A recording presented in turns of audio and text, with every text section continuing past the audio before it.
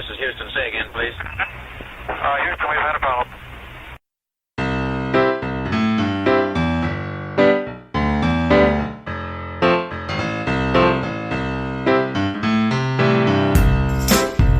From Houston, Texas, this is the Liberty Root Podcast. We hold these truths to be self-evident, that all men are created equal, that they are endowed by their Creator with certain unalienable rights, that among these are life, liberty, and the pursuit of happiness. I can hear you. The rest of the world hears you. And the people who knock these buildings down will hear all of us soon. History is absolutely crystal clear that there is no alternative way so far discovered of improving the lot of the ordinary people that can hold a candle to the productive activities that are unleashed by a free enterprise system. Ask not what your country can do for you. Ask what you can do for your country. Welcome to the program, ladies and gentlemen. It is great to be back. I have missed you a lot. Hope that you have missed me as well. It's been a long time since we've done this, hasn't it? It's been, going on 3 months now? But it is good to be back, and I'll fill you in a little bit about my sabbatical that I was taking, where I found peace, enlightenment, and just a sense of purpose for my life. No, I'm just kidding. I didn't do any of that.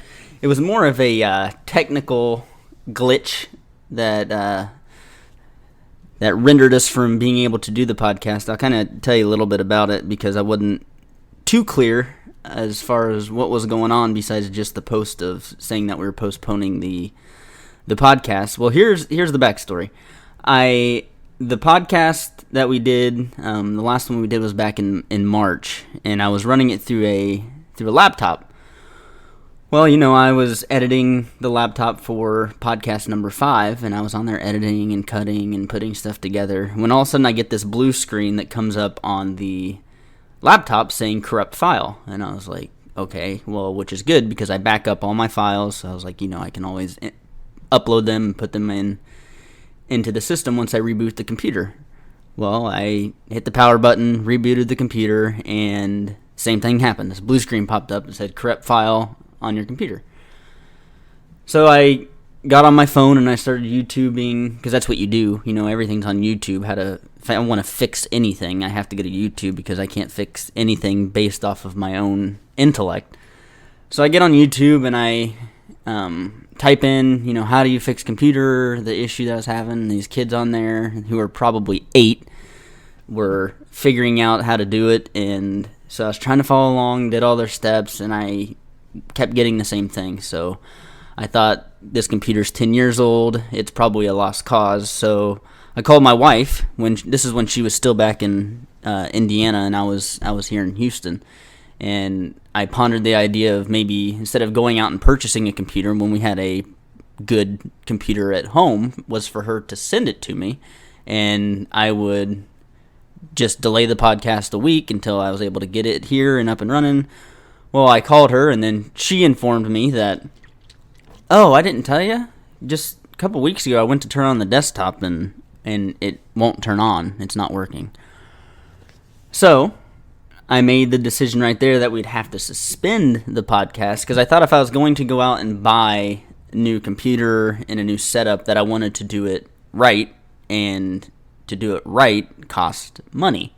So that's why we had the few months of the podcast that was delayed or suspended, was because of the technical issues that we came across. But I'm happy to say we've got new software. We've got big new monitor, new computer, new microphone, and we are raring to go now. So now that I gave you the backstory of that, I mean, if you want, you can still think that I was on the sabbatical and I'm more enlightened than ever. That's fine. But the truth of the matter was that my equipment broke and I'm too dumb to be able to fix it, even with watching 8-year-olds on YouTube walking me step by step of how to do it. So with that history out of the way, I would like to to begin reading a story that, let's just say, kind of got my blood pressure raised just a little bit. And it's a story out of Michigan. Some of you may have heard it, some of you may have not, but here it is. A lawsuit filed in federal court on Monday alleges that the Michigan Department of Health and Human Services violated the gun rights of foster parents. And it says here, caseworkers from MDHHS and county judge told William Johnson of, Ontonagon, Michigan, that he had to choose between his Second Amendment rights and fostering his grandson, according to a complaint filed with the United States District Court for the Western District of Michigan. The 54-year-old Johnson is a retired disabled Marine with a Michigan concealed pistol license, and he and his wife were asked by the state of Michigan to foster their grandson. According to Johnson's suit, however, the issue began as soon as he arrived at MDHHS to pick up the child. Johnson said he was searched for a firearm, and although he was not carrying a gun, officials demanded to see his concealed carry license. He was then told he would need to give MDHHS the serial numbers of his firearms, including his rifles, shotguns, and register them with the agency. After questioning why he would have to register his firearms in order to foster his grandson, Johnson said he was told by one caseworker, if you want to care for your grandson, now hear this, if you want to care for your grandson, you will have to give up some of your constitutional rights. Obviously, when he objected to giving up his Second Amendment right, he was told it would not be a power struggle and that MDHHS would just take his grandson and place him in a foster home if he didn't comply with their request. Okay, that was a caseworker who said that. 2 weeks later, listen to what a judge said. It mirrors what the caseworker said. In a courtroom, the judge similarly told him, if you want to care for your grandson, you will have to give up some of your constitutional right. Now, my question is who appoints an idiot like this to the chair of judgeship? I mean, because I was always under the impression that a judge, whether it being federal, state, local level, they swear oath, that they will uphold the Constitution of the United States. And I'm pretty sure that the Founding Fathers knew exactly what they were doing when they put, the right to bear arms as number 2 in our amendments and not number 8. It's just amazing to me because this guy has no criminal history. He's a veteran who served in our military. So you're telling me that, we trust him enough to serve, fight, and die for our country, but we don't trust him enough to take his precious grandson home and protect him with a right that is ingrained into the fabric of who he is by just being an American. They're wanting to take this right away from him.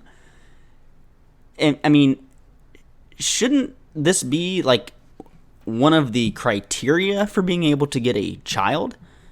Is, my first question would be, do you have guns in the home? And then my second question would be, are you a criminal? No. Is this your grandson? Yes. Okay, that's it. Here he is. He's yours. But no, they don't. They want to take away a right because their claim later on in the story is, it's a foster child who may not be in the best mental state. He could get a hold of the gun. It's not that we don't trust you particularly. It's the child can get a hold of a gun. Also, the last time that I checked, reasonable gun owners just do not place guns on countertops loaded with a round in the chamber, ready to go. They don't just, place them in the child's playpen for them to play with. An adult, and especially a veteran, who I'm sure has years of experience with firearms and firearm safety. I know one of the training courses that you have to take in the military is firearm safety. And if you don't pass that, you don't move on further than that. You have to pass a basic firearms safety course in order to be able to hold a gun in the military. So don't you think that he's got a safe? And he's wanting to take this child to care for him. You know, I mean, they make it sound like his testimony when he walked into the courthouse. You know, the first thing that he said when he was trying to gain custody of his grandson was, well, you see, at our house we got, you know, guns and magazines lying all around the, you know, they're on coffee tables, they're on nightstands, we got knives in the drawers, we got, you know, machetes hanging from the ceiling fan, and, you know, the judge acts like it's, you know, Rambo's house, you know, that this child's going to be, you know, going into. I mean, they have nothing against this man besides the fact that he's a legal gun owner in the state of Michigan who's wanting to bring this child into his home to give him a life. But the court would rather put this child in a foster home than give him to his grandpa. I mean, think about that for a second. Where has our country gone? I mean, if anything, these are the type of men we want adopting every single foster child in America. Every child who needs a home. We need them to go to men like that. And the thing that really gets me is I was watching some local news pundits out of Michigan, and it was like they were wondering if it was a good idea. I mean, it takes anybody to hear this one line where the judge says, if you want to care for your grandson, you have to give up some of your constitutional rights, regardless of what that particular right was. When a judge says, if you want this kid, you got to give up a single constitutional right, whether that's guns or whatever, you should immediately shut down the conversation and say that judge is corrupt, that judge is wrong. That's not who we are. And I know some people will say, you know, this is just a small story, you know, the overwhelming majority, you know, sides with the man who's trying to get his grandson. But do not fool yourselves, because we're living in a time right now where I'm not so sure that the majority really thinks that way. It's become such a corrupt society that we live in. For a judge to even have the gall to say this, if he's a judge, I'm sure he has some intellect, even though it's very distant and us here on the Liberty Root podcast don't see it. But he must think, if I make a claim like this, I will have support. People will support me in with what I'm saying. And isn't that sick? Isn't that disgusting? But it's true. So that's why stories like this need to be told. That's why we need to fight corruption in judges, in caseworkers, in lawyers who side for this type of stuff. I mean, the Constitution, that's the foundational laws of our land. And we're just chipping away at it. Chipping away. That's what makes America great, is the Constitution. Without that, we have nothing. And without that, we are nothing. You know, people act like the Constitution is this mythical document that's been made up, and it, you know, it's someplace far, far, far away. But don't you realize what is happening? And it's not just this case here in Michigan that we're talking about. I mean, we see stories like this popping up all across the country, how every day more and more people's rights to the Second Amendment is being taken away. And it's quickly changing.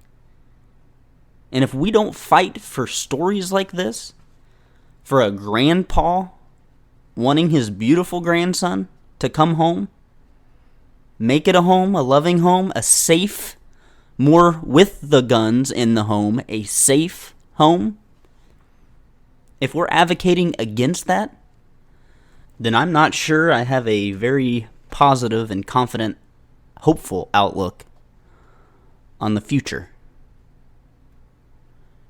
You see, this should have been a non-story. It should have been an easy transaction. I don't even want to call it a transaction because this is a child we're talking about. But it should have been an easy resolution to a simple problem. But what happened? Liberal government steps in with all their anti-gun agenda that they've been trying to push for so long and says, we have an opportunity here. We have an opportunity to cripple this man from getting his grandson by making him give up his rights. Back in a minute.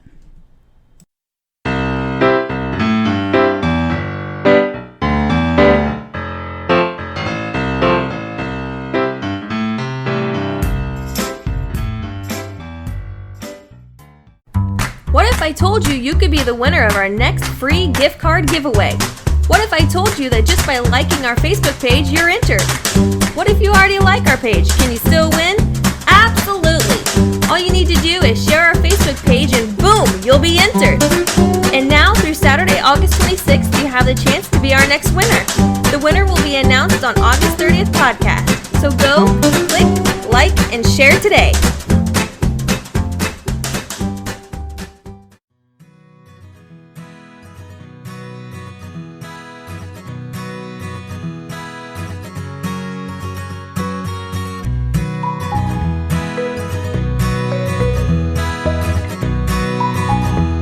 Hello, everybody, and welcome back to the Liberty Root podcast. And I was just watching this video. Man, did you see the that ride that malfunctioned at the Ohio State Fair? And one confirmed dead, and there's let's see on here. I think 8 it said injured. 3 of them are critical. Still, man, that video is just so hard to. I'll tell you what, I love rides and I love roller coasters, but I would be lying if I said every time that I get on one, I'm scared if it's going to be my last ride, especially at a fair, because man, they come into a town and they just set them up so fast. And I know they do the inspections and all that kind of stuff, but man, it seems like something like this, doesn't happen more often with how quick they put them up. So man, that's really tragic for those people. And man, all right, now on to healthcare. Did anybody else watch the train wreck that was the vote on Obamacare / Trump Care 2.0? Did anybody really pay attention to how terrible that made this administration and the so-called Republicans look last week? I mean, I know the Republican Party's been dead for a long time, but I never would have thought that they would be delivering their own nails for their coffin. I mean, before it got voted, it wasn't too late to pull this bill and to do the right thing by going back to the drawing board. But of course that wouldn't happen because everybody speaks too quickly about this crap that's going to be rolled out and voted on. Instead of meeting behind closed doors, discussing it with a purpose and meaning, compromising, coming up with something remarkable, because they claim that this Obamacare is a disaster, but this Trump Care is not conservative in any way. And the Republicans had 7 years to plan for this moment. 7 years to come up with something, and they still couldn't. I mean, Paul Ryan, he's going to be the first one into the coffin. I mean, What in the world? Here's the breakdown of the 3 phases. And remember, they couldn't even get through phase 1, which is disastrous for Paul Ryan. If Paul Ryan was able to get through 3 stages of this bill successfully, he may be deemed a hero. But he couldn't get past through phase 1. Here it is. Phase 1 of the bill would repeal taxes on the wealthy Americans and do away with a tax penalty on those who fail to obtain insurance and adjust the rules of governing insurance premiums so in general younger, healthy people will pay less while older, sicker people may pay more. The measure would also make big changes to Medicaid beginning in 2020 and adjust the tax credits that people can use to buy health insurance on individual marketplaces. Couldn't pass that. Phase 2 has more regulatory adjustments. This is of the White House plan, and it entails that administrative actions would be taken, notably by Secretary Price, and he would stabilize the health insurance market and increase people's choices across, state borders due to competition, and ultimately lower the cost of insurance. Didn't pass stage 1. Of course you can't make it to stage 2. Now here's phase 3 of this healthcare bill. Phase 3 involves going back to Congress with bills that lets insurance companies sell policies across state lines or allows government to use its purchasing power to negotiate lower drug prices to big pharma companies. That's stage 3. That's 1, 2, and 3 in a nutshell. 1 couldn't get passed. 1. With a Republican majority. I mean, I'm sure I can guess that most Republican conservatives Americans out there do not feel warm and fuzzy at this moment. They don't feel represented. They don't feel listened to. Because the people that you've appointed have let you down time and time again. But this time you thought, by appointing this president, and I can't blame you, even though I disagree with Trump, and I still disagree with Trump, and I didn't vote for Trump. I applaud you for standing on your principles and voting your conscience. But how do you feel right now? Do you feel represented? Do you feel humbled that these men and women are going with supposedly your voices and make a difference for you? Do you feel that way? Especially after seeing what was rushed through last week with this healthcare bill. Do you feel heard? Do you feel like your voice, when you casted the vote to elect somebody to represent you, do you feel like that voice carried all the way through to DC? Or do you feel that it died in the ballot box? Even though many of you won't admit it, I think I know that answer. Back in a minute.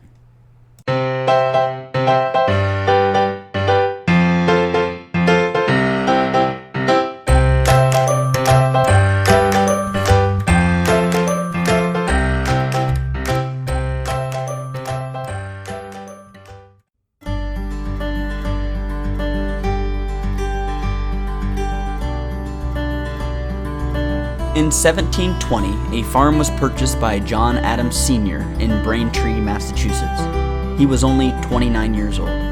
Since childhood, he always loved to work hard and make a living by carrying many different jobs. He was a cobbler, a shoemaker, and now he wanted to try his hand in farming. Being outdoors and working with the earth is something that he took great pride in. He saw the farm as being a provider for his family, and just as important, being a provider for the local townspeople. He was known to the locals as being humble and the kind of guy who would give the shirt off his back any chance that he could. He loved talking and getting to know people on a real personal level. He loved their stories and personalities. He had a great talent of remembering names. He thought if he could only hold on to their names, the next time that I call it, they will be delighted with happiness that I took the pride and remembering it. John Adams Sr. was a religious man and believed that he wouldn't have the joyous life he did if it wasn't for his God. He and his wife Susanna always referred to their work as being the Lord's work, and that everything they have was all because of their almighty Creator. John Adams Sr. became a deacon in their church, and from that moment on, he was referred to only as Deacon John. John Sr. was a great communicator, but more importantly, he was a great listener. The townspeople always knew who to go to if they needed someone to talk to, and John Sr. was always willing to listen. He loved his wife Susanna more than life itself, and together they would have 9 children. Of the 9 children, one seemed to be a spitting image of John Sr. himself, and that was his son, John. John, from a very young age, was smart, compassionate, and would talk your ear off any chance that you would give him. You could always find John Jr. beside a candle with a book in his hand. He loved to read and learn about anything and everything. He could interpret the stories in which he read in a way that would make you feel as though you were there yourself. His father, John Sr., knew that his son could be anything that he wanted to. John Sr., however, so badly wanted his son to become a preacher because of his commanding voice and his sense of knowledge of the Bible. John Jr., though, had no ambitions of becoming a preacher. Instead, John wanted to become a lawyer. He didn't want to let his father down by not becoming a preacher, but to his surprise, when he approached his father with the news of wanting to become a lawyer, John Sr. lit up and said, "I'm proud of you, son." John Sr. didn't show any hostility to the fact that his son chose a different route, even though in the back of his head he probably was slightly disappointed. John Sr. told his son that I will do anything in my power to help you to achieve your goal, and that's exactly what he did. When John Jr. got accepted into Harvard Law School in 1751, his father sold off 10 acres of their land to help pay for his education. John Jr. loved and respected his father so much before this gift was even given, but now he said, I could truly never love him anymore. John Sr. supported his son through all of his college days, sending him letters to show how proud of him he was, and reminding him that no dream was too big. John Jr. graduated college and landed his first job as being a lawyer. The first case that was put in front of him, he lost. He felt helpless and discouraged, but after a quick, uplifting visit with his father, he had the courage to fight on. But sadly, in May of 1761, John Jr. received devastating news that his father was deathly ill, and on May 25, 1761, his father had passed away from influenza. John Jr. was crushed, but after the passing of his father, he would tell everyone he saw about the great man that he was to anyone who would listen. John Jr. wanted to keep his father's memory alive, so he bought the 53-acre farm after his mother remarried. John Jr. devoted his whole life to making his father proud and fighting for liberty. John Adams Jr. would go on to become an American patriot, founding father, and the second president of the United States. John Jr. said that he was able to achieve such great heights with his steadfast studies, his forgiving God, and the love of his father. He promised to instill the traits that his father possessed onto his own children, and that's exactly what he did. John Adams Jr. raised, loved, and encouraged his son, John Quincy Adams, who went on to become an American statesman, United States Senator, member of the House of Representatives, and the 6th President of the United States. A father's love unlocks all sorts of potential.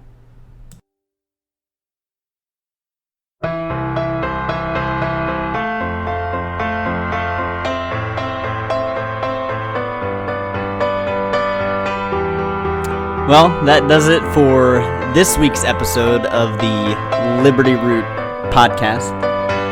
Thank you for joining us today. I look forward to being on here again next week.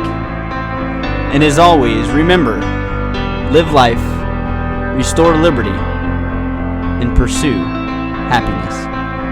Good night, everybody.